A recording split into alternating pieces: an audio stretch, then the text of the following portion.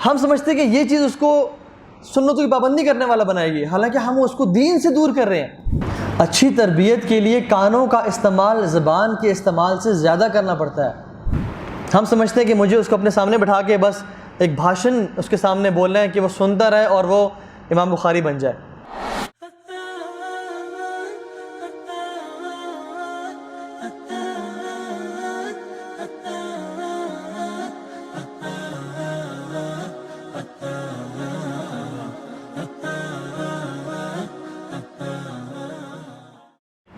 अच्छा, मैं एक सेंटेंस बोलता हूँ, उसको आपने कंप्लीट करना है। The basic thing that you can do with your children is to look dash,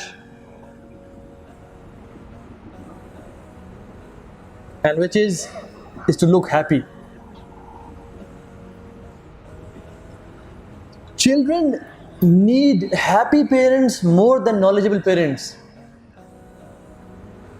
Children need happy parents more than qualified degree holders. Abdullah बिन हारिस रज़ियल्लाहु ताला अन्हु सहाबी हैं, कहते हैं कि मैंने अल्लाह के नबी से ज़्यादा मुस्कुराता हुआ किसी को देखा ही नहीं। आप इमेजिन करें, अबू बकर सिद्दीक़ कम मुस्कुराते होंगे, उमर बिन खत्ताब कम मुस्कुराते होंगे, उनकी वालदा सहाबिया कम मुस्कुराती होंगी, लेकिन इन बेहतरीन लोगों का कंपैरिजन अल्लाह के नबी से जब किया तो कहा कि मैंने अल्लाह के नबी से ज़्यादा किसी को मुस्कुराते हुए देखा ही नहीं। एक चाइल्ड साइकोलॉजिस्ट ने अपने एक बच्चे से पूछा कि आपने अपनी वालदा को मुस्कुराते हुए कब देखा, या वो कब कब मुस्कुराती हैं? तो उस बच्चे ने जवाब दिया कि जब वो दूसरे बच्चों से बात कर रही होती है ना, तब बहुत बहुत मुस्कुराती हैं। हमारे साथ बात करते हुए तो कभी उन्होंने नहीं मुस्कुराया। और उसका बाप भी बैठा हुआ था, तो उसने भी कहा कि ये बात ठीक है, ये मुझसे ही बात करते हुए नहीं मुस्कुराती, जब बाकी बच्चों से या बाकी लोगों से बात करते बड़े मुस्कुरा रही होती है। जिस बाप के लिए बच्चे के सामने मुस्कुराना मुश्किल हो जाए, ये याद कर लें इस बात को, जिस बाप के लिए बच्चे के सामने मुस्कुराना मुश्किल हो जाए, वो कभी भी अपनी औलाद की अच्छी तरबियत नहीं कर सकता। वो कभी भी एक बेहतरीन बाप, एक ऐसा बाप जो कि बेहतरीन उम्मत पैदा करे, वो नहीं बन सकता। औलाद की अच्छी तरबियत समझाने से कम और मुस्कुराने से ज़्यादा होती है।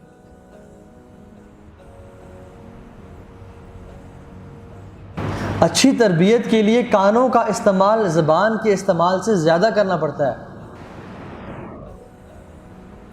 हम समझते हैं कि अच्छी तरबियत के लिए मुझे उसको बिठा के घंटे 2 घंटे का लेक्चर देना है।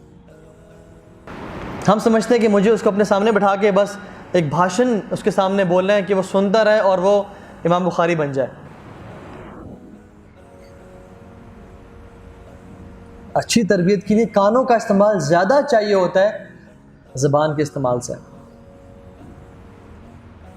लेकिन हम लोग जो हम पेरेंटिंग का कॉन्सेप्ट समझते हैं वो तो यही है कि सामने बैठा दो और लेक्चर दो और तरबियत करो और अच्छी बातें बताओ और हुक्म दो। तरबियत क्या है? तरबियत क्या है वैसे? तरबियत बच्चे को रिस्ट्रिक्ट कर देना नहीं है। तरबियत उसको डूज एंड डोंट्स बता देना नहीं है। तरबियत उसको ये कहना कि उठो ये काम करो और इस काम से रुक जाओ, ये नहीं है। तरबियत ये है कि उसको रिस्पॉन्सिबल बनाया जाए in his own choices.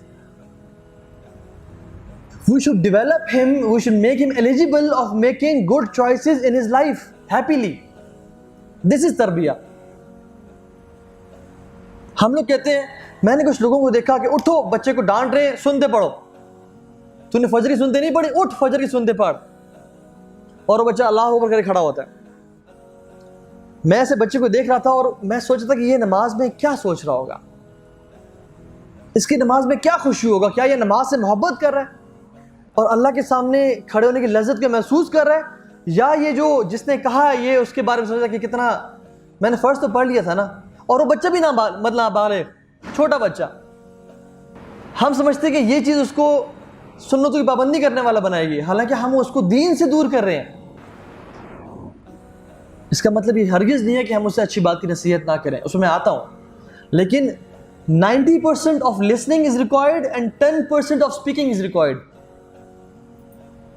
Specially जब आप रिलेशनशिप बिल्डिंग करना चाह रहे हैं और बच्चा नहीं करना चाह रहा, तो क्या करना चाहिए? ज़्यादा सुने, 90% सुने और 10% उसको बताएं, उसको नसीहत करें, उसको जाने, उसका ख्याल रखें। तो ये बड़ी इंपॉर्टेंट चीज़ है जो हमें करनी चाहिए। और इसमें हमें काम किस पे करना है? अपने ऊपर।